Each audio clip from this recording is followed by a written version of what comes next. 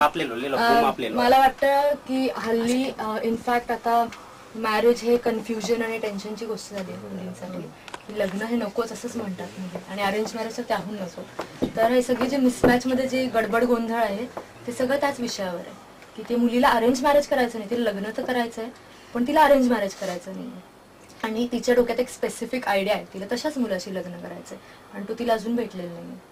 मला असं वाटतं की जे पहिल्यांदा लग्न होत होती आणि ती शेवटपर्यंत टिकत होती त्यानंतर जे हे सुरुवात झालं ही लग्न फार लवकर तुटायला लागली.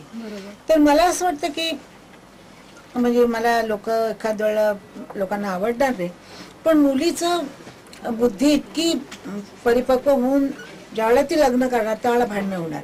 जोपर्यंत ती लहान आहे तोपर्यंत ती त्या घरात मिक्स होणार आणि ऍडजस्ट होणार. तर ते जास्त चांगलं असं मला वाटतं. बरोबर, अगदी म्हणजे तसं खरं तर म्हणायला हरकत नाहीये की अगदी लहान वयात तुम्ही लवकर गोष्टी शिकता, अडॉप्ट होता दुसऱ्या ह्याच्यात, तर दॅट इज ट्रू. पण हल्ली इतकं इंडिपेंडन्सच्या ह्याच्यात मी माझ्या नातीला सांगते लग्न करू नकोस कारण ती छान गाते.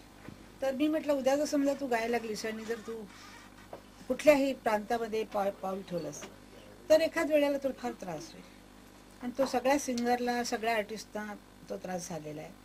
आणि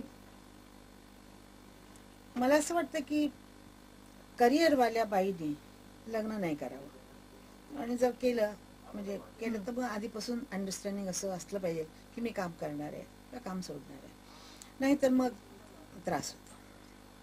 तर माझी सून माझ्यावर ओरडते काय बोलताय तुम्ही. म्हटलं अगं ही गाणारी झाली उद्या तिला जर समोरच्या माणसाने नाही म्हटलं किंवा काय तर तिला खूप यातना होती त्या गोष्टीच्या किंवा काही आणि त्रास असला. तर मला असं वाटतं की प्रत्येक मुलीने आपली सिच्युएशन बघावी की लग्न करायचं, माझं करिअर आहे, मला करिअर हवं की मला मुलं हवी का मला हे सगळं अतिशय विचार करून त्या बाईनं पाय उचलावा. बरोबर, अगदी. झालं तुझं समाधान.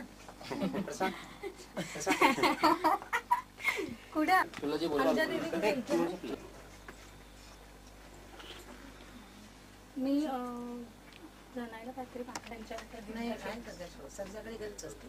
आज नाही, शक्यतो उद्या किंवा गुरुवारी येईल पण मी नक्की देईल.